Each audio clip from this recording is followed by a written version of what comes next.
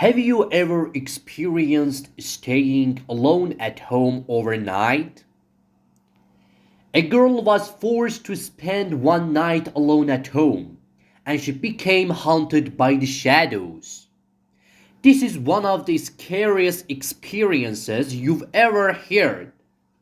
Stay till the end of the video to find out why.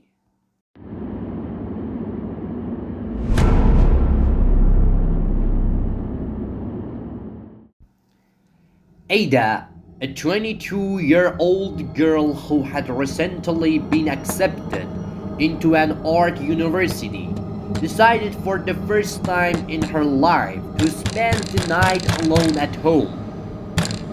It was a two-story old house on the outskirts of the city with brick walls and a small yard, always reminding her of childhood memories.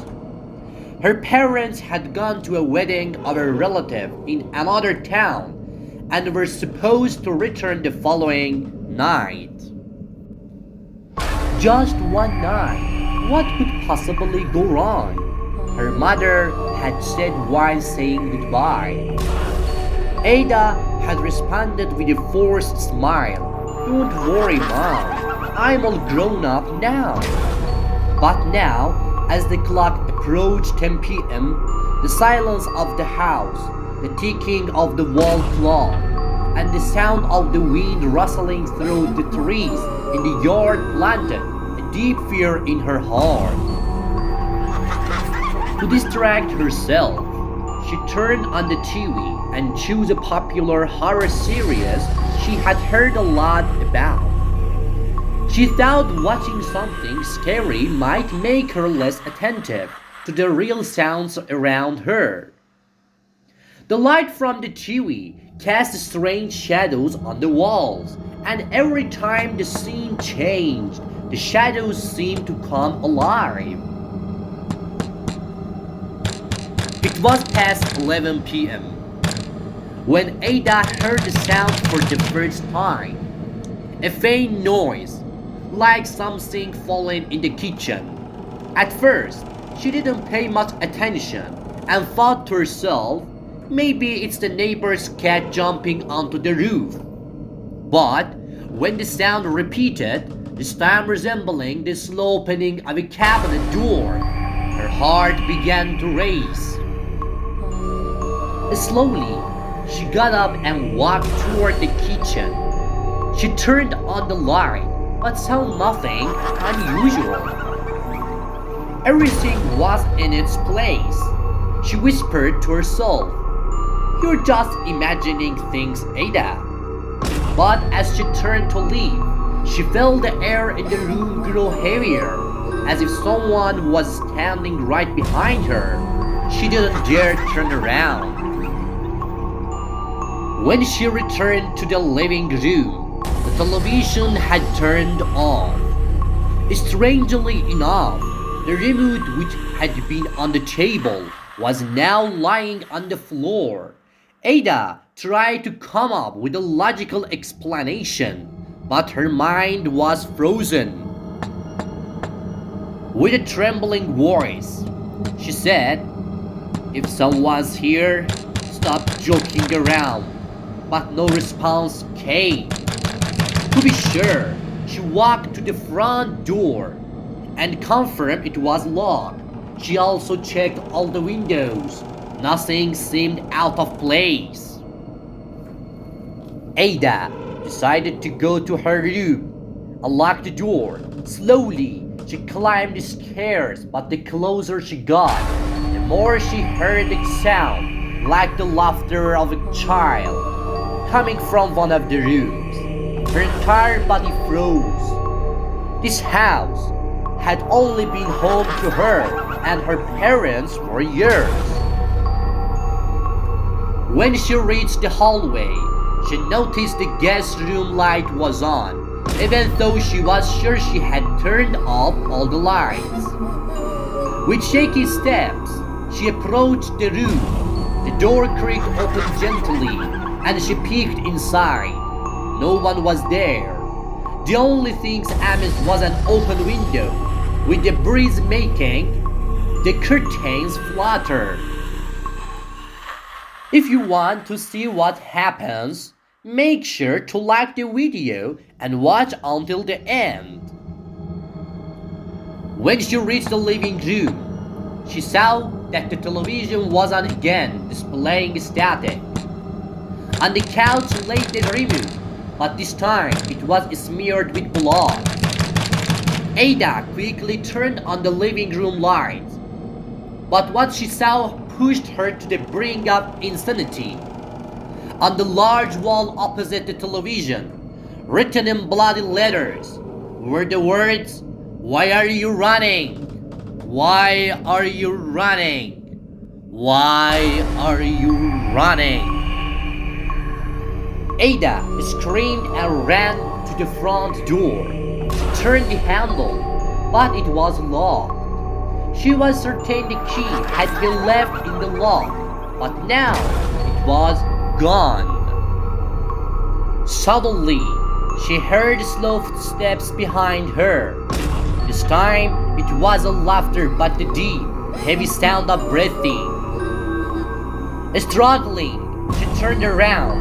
In the darkness at the end of the living room, a tall, thin shadow appeared, moving slowly toward her. With all her strength, Ada dashed into the kitchen and hid behind the door. She locked it and began searching for something to defend herself. Grabbing a large knife from a cabinet, she held it in front of her with trembling hands. The footsteps stopped right at the kitchen door. For a few moments, there was absolute silence. But then, a gentle knock echoed on the door. Ada held her breath. From the other side, a whisper broke the silence. "You can't hide, Ada. You can't hide, Ada. You can't hide, Ada." Suddenly, the door was violently thrown open.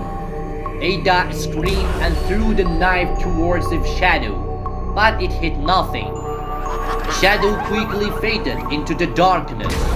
Ada ran out of the kitchen and rushed towards the stairs to go upstairs. But when she reached the second floor, everything had changed. The house's walls were cracked and decayed, and a red light glowed from beneath the bedroom door.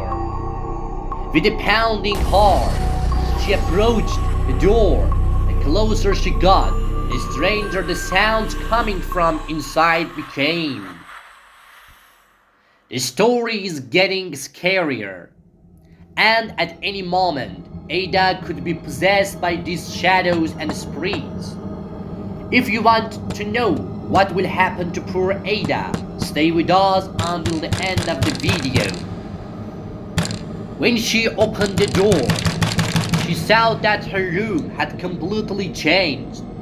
The walls were covered in blood-ridden messages, and her bed sat in the middle of the room. On the bed, a shadow sat, slowly staring at her. "I've been waiting for you. I've been waiting for you. I've been waiting for you." A muffled, whispering voice came from the shadow.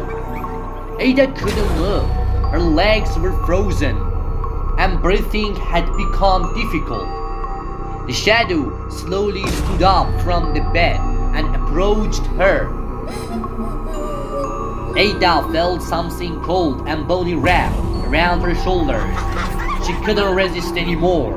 Her body trembled uncontrollably, and her legs felt like they were glued to the ground. A soft whisper, like a combination of thousands of muffled and terrifying voices, echoed in her ears. "Why are you always scared? We just want to play. Why are you always scared? We just want to play." Ada screamed, but her voice barely escaped her throat. Suddenly, absolute darkness engulfed her. She could no longer recognize her home. She was trapped in an endless void of darkness, a space that smelled of blood and death. Voices surrounded her from all directions, the laughter of children, painful moans, and ominous whispers. A faint light flickered in the distance. Without thinking, she ran toward it. With every step, her heartbeat grew louder. When she reached the light, she realized it was coming from a large old mirror standing in the middle of the darkness. She saw her reflection, but something was wrong. Her reflection was smiling at her, and the smile gradually turned into a wild, maniacal laugh. Ada took a step back, feeling her heart pounding furiously, but she couldn't tear her eyes away from the image. The face staring back at her in the mirror looked like her own, yet at that moment, a deep sense of fear took root in her chest. The reflection, with its dark, lifeless eyes, stared at her as if commanding her from within the mirror. "You're no longer me. I will take your place. You're no longer me. I will take your place." Ada grabbed the edge of the mirror with trembling hands, but her reflection didn't move. In that moment, she felt something touch the back of her neck. She turned around in a panic, but there was nothing there. Meanwhile, the reflection in the mirror slowly began to smile. A smile so indescribable that, instead of beauty, it only held fear and disgust. Suddenly, a hand emerged from the mirror, reaching straight for Ada. It was as if the mirror were a gateway to another world. Ada screamed and tried to pull her hand away, but the reflection's hand gripped hers tightly.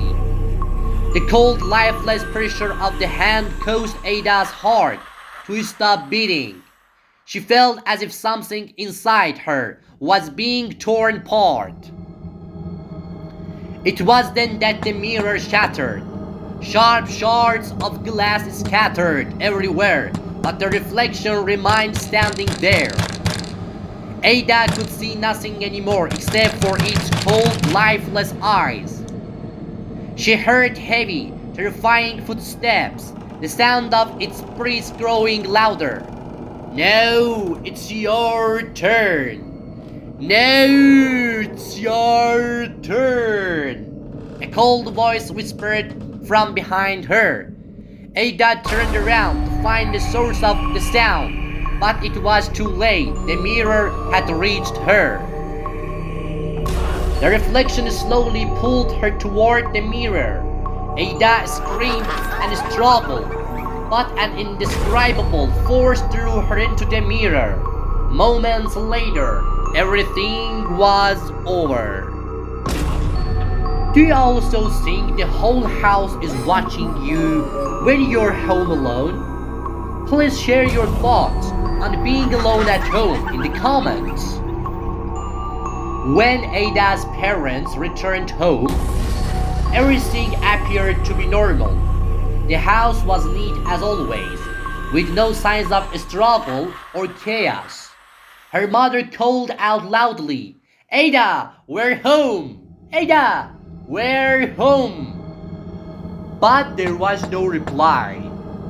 When they went to her room, they found Ada sitting on her bed, staring at the wall. A strange, fixed smile was on her lips. Her father, concerned, asked, "Ada, are you okay?" She slowly turned her head and with a voice that no longer sounded like her own, said, "Everything's fine. Just never live again."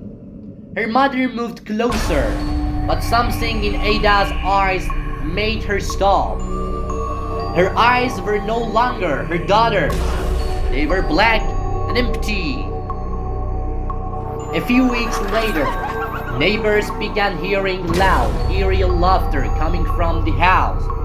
Even when Ada's parents were not there, no one saw Ada outside anymore. Rumors spread throughout the neighborhood. It was said that the house was haunted by creatures, but no one dared to go near. In the end, no one knew what happened to Ada and her family. The only thing that remained was an abandoned house, where every night red light shone through its windows, and shadows that seemed alive moved within.